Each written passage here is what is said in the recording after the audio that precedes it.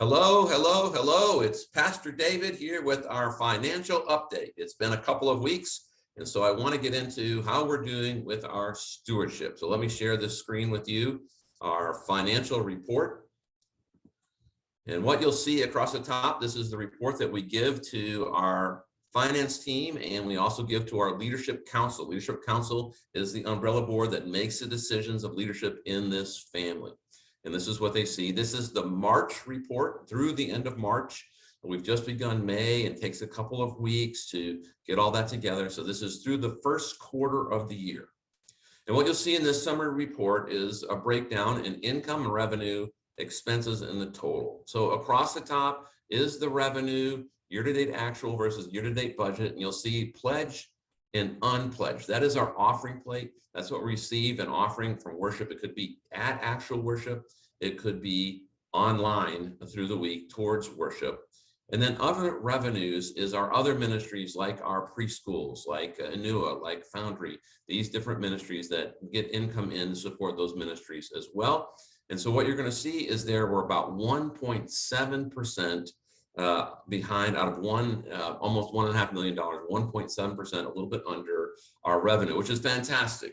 Still, as we continue to come out of this pandemic and to reboot, we still have this accuracy in our revenue and people giving to this, and that's wonderful. And so I'm grateful for that. I'm grateful for the accuracy of this report, that we are receiving roughly $110,000 a week in the offering plate. Then you'll see our expenses, and the first four categories there are our different pillars. We call them pillars. They're different groupings of ministries in the church. They're organizational groupings of ministries. And you'll see they're underspending their budget, about 8% underspending their budget. We're really grateful for that accountability and stewardship. That will pick up a bit through the summer when our children and youth ministries pick up, our mission trips go. But we so far have been very good stewards, our lay leadership and our staff. So that you'll see down next that our labor and administration, they're 1% unfavorable. That's our staffing and administrative costs. But the total ball of wax together, we are about 19% or $30,000 to the positive in our we're about $30,000 positive to what we expected to be in our budget. And why is 30,000 as opposed to 191,000 actual? Because we always begin in Churchland with a strong beginning of the year. It tapers through the summer and then kind of relaunches in December with Christmas and sets us up for the next year. And so we expect to be ahead this time of year. We're more ahead than we expected to be ahead. And so we're very grateful for that, primarily because we're underspending the budget. And so I'm just really pleased that we have been accurate in what we expected to receive and what we expected to expend. Now, I take a couple of messages from this report, and the first is a message of gratitude. I am so grateful for our members and our family, those in our family who are so generous in their giving. There are folks that are truly sharing their material resources with our 3 months, almost $110,000 a week towards this, even in this season. We're still over 50% online. I saw the communication report dashboard this month. 340 units log into worship on a weekly basis. That could be more than one person. That's just number of computers. So more people are still worshiping online than they are in person, and yet still people are being generous. So we're making movement, and I'm just really pleased. We had a confirmation Sunday. This past Sunday, we confirmed 18 sixth graders and baptized 4. Your generosity goes to support that. We had a tremendous Holy Week, some really great worship services, Good Friday, especially Monday, Thursday, Easter Sunday. Your generosity goes to support those ministries to share the good news of Jesus Christ. We had a tremendous family event, Easter egg hunt, families come, new families.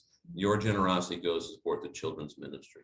We've just had 50 people sign up for Family Promise. The Family Promise mission is relaunching. The Jobs Partnership has a lay team, as that mission is relaunching. We continue to have the mission of the Foundry and the mission of Anua and several other things that are happening here to support our community in missions, and your generosity goes to support that. And so thank you for that blessing.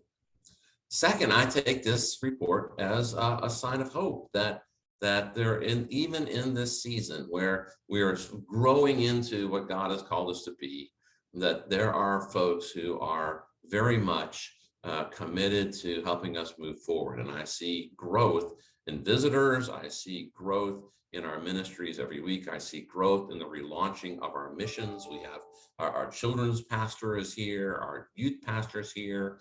We have a full-time mission person and a full-time Anua missions person.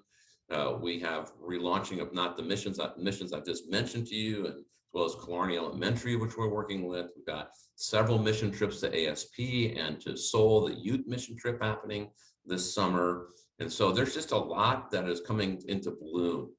And so I have some real hope in that, and have hope in the fact that so many people are seeing that and are continuing to support the family that way. Third, I see this as a message that there's work to be done. In this season, you may remember, as we come out of COVID, we asked for the support of this budget with $300,000 out of our foundation reserve to help us get back into who we know we can be. And while we have been accurate in terms of where we're going to be, we've not yet begun to address that $300,000 by the end of the year. And that means that unless we continue to see some growth in that, we're going to have to make some priority decisions. And the Leadership Council, the umbrella board of the church, is already in those conversations about how we make disciples, what's involved in making disciples, evaluating which ministries do the best at making disciples of Jesus, as we live in God's grace, as we live as a family and community, as we live and serve in the image of Christ. All of these things, we live in small group communities and in worship and in youth and children and missions. We are in that conversation now, preparing for what God has in store for us.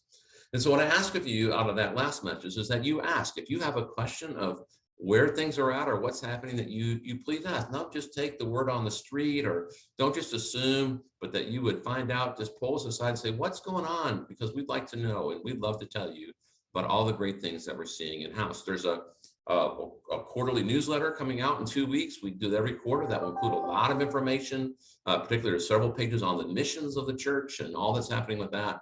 And so we look forward to you receiving that as well. But please ask. I know that God will provide what the church is called to be. I've seen it over and over and over again for decades in the church. God provides what he's called us to be. And I look forward to seeing what that is and sharing that with you. So that's our financial report. God bless, and I'll see you in church on Sunday.